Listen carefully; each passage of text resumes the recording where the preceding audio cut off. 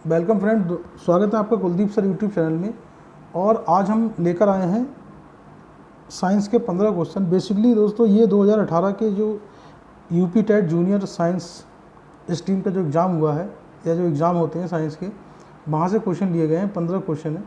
ये आपके other exam में भी इम्पोर्टेंट रहेंगे, कोई भी एग्ज़ाम हो, ठीक है। साइंस तो साइंस ही रहेगी, जिससे सुपर टेट जूनियर स्पेशली, फिर UPSI, UP UP PAT, SSC, railway, कोई भी एग्ज़ाम हो। तो आइए इसको शुरू करते हैं। क्वेश्चन नंबर 1 देखते हैं। क्वेश्चन नंबर 1 हमसे कह रहा है कि वर्षा की बूंदों के गोलीय आकार का उल्लेख करने के लिए जल के निम्नलिखित गुणों में से किसका प्रयोग किया जा सकता है। यानी कि वर्षा का जो गोल दिखना होता है वो किसके कारण होता है। पहला ऑप्शन है पृष्ठ तनाव, दूसरा ऑप्शन है क्रांतिक परिघटना, तीसरा है श्यानता, चौथा है दाब।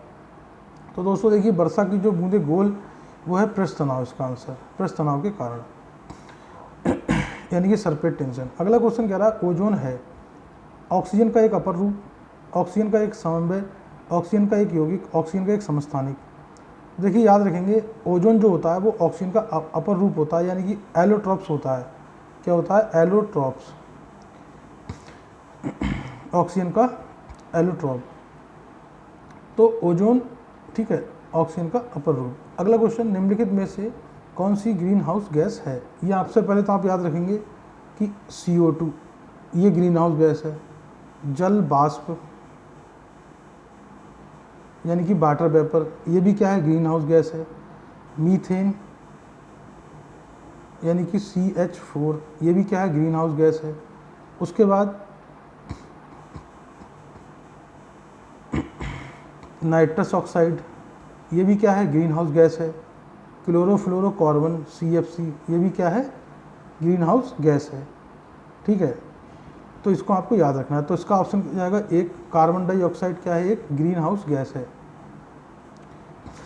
कह रहा है निम्नलिखित में से कौन सी धातु खनिज नहीं है। पहला ऑप्शन है बक्साइट, दूसरा है जिप्सम, तीसरा है हेमेटाइट, चौथा है लिमोनाइट। तो देखिए जिप्सम जो होता है वो क्या होता है? जिप्सम जो होता है वो एक धातु जो है वो खनिज नहीं है, ठीक है। धातु है जो खनिज नहीं है जिप्सम। अगला ऑप्शन कह रहा है, अगला क्वेश्चन हमसे कह रहा है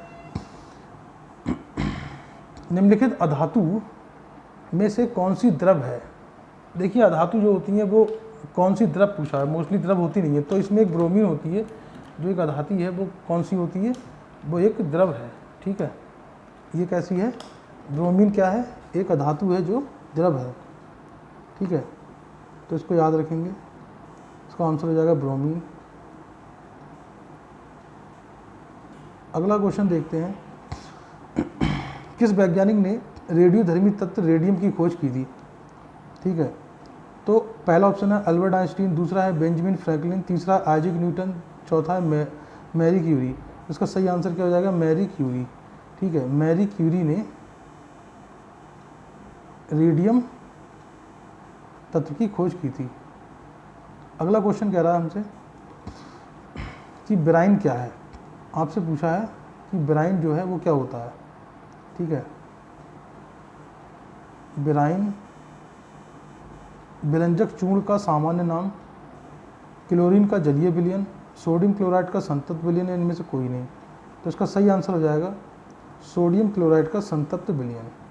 अगला क्वेश्चन देखते हैं, कह रहा ध्वनि की चाल अधिकतम किसमें होती है, यानी कि स्पीड ऑफ साउंड।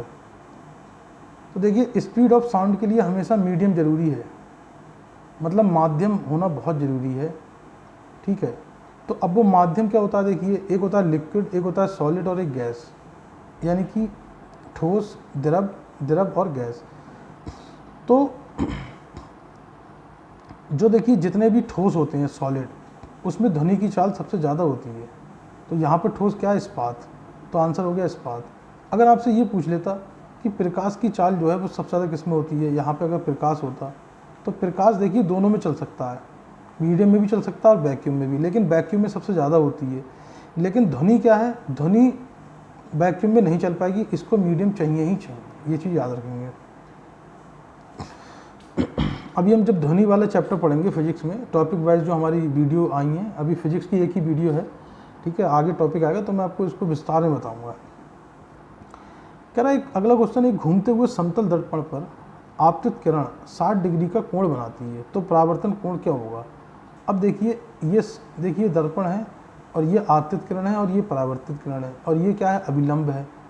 तो अगर ये थीटा कोण है, ठीक है, अभिलंब और इसके बीच में आपतित कोण, तो यहाँ भी क्या बनेगा, थीटा कोण बनेगा, यानी कि परावर्तित कोण आपतित कोण बराबर होता है। अगर ये एंगल आई है और ये आर है तो एंगल आई बराबर एंगल आर हो जाता है। तो दोस्तों क्या हो जाएगा, 60 डिग्री का कोण बनेगा। Option number 1। निम्नलिखित में से कौन सा ऊर्जा का नवीनीकरण स्रोत है। अब देखिए दोस्तों, कुछ चीज़ें खत्म हो जाएंगी, जैसे पेट्रोलियम है, प्राकृतिक गैस है, कोयला है, लेकिन भूजल ये नहीं खत्म होगा, ठीक है। तो नवीनीकरण स्रोत, जैसे ये आपको नवीनीकरण पूछा तो भूजल जो होता है वो नवीनीकरण होता है। अगर आपसे ये पूछ लेता खत्म होने वाली चीज़ें, जो कि पेट्रोल है, प्राकृतिक गैस है और कोयला है, ये कैसी होती हैं, खत्म हो सकती हैं। अगला क्वेश्चन है, निम्नलिखित में से कौन सा एक प्राकृतिक रेशा नहीं है। देखिए प्राकृतिक रेशा नहीं है, तो देखिए जो प्राकृतिक रेशा नहीं है वो एक्रिलिक नहीं है। अगर हम सिल्क की बात करें तो ये नेचुरल है, ठीक है, और कॉटन और जूट क्या है, ये सब नेचुरल हैं, ठीक है। जैसे कि जंतु से मिलने वाले यॉक, ठीक है, ये भी होता है एक। अगर कृत्रिम रेशों की बात करें तो नायलॉन वगैरह, पॉलिएस्टर, रेयॉन, ठीक है, ये भी सब कैसे होते हैं, ये सब आर्टिफिशियल होते हैं। अगला क्वेश्चन देखते हैं, कह रहा अदरक का रूपांतरण है, तो अदरक क्या है, जिंजर, तो ये पूछा है, ये जल नहीं है दोस्तों, ये जड़ लिखा हुआ है यहाँ पे। तो इसमें आपसे पूछा है कि जड़ का, पत्ती का, तने का या फल का। तो याद रखेंगे दोस्तों, इसका आंसर क्या है, तने का। ये किसका होता है, ये तने का होता है, यानी कि स्टेम का।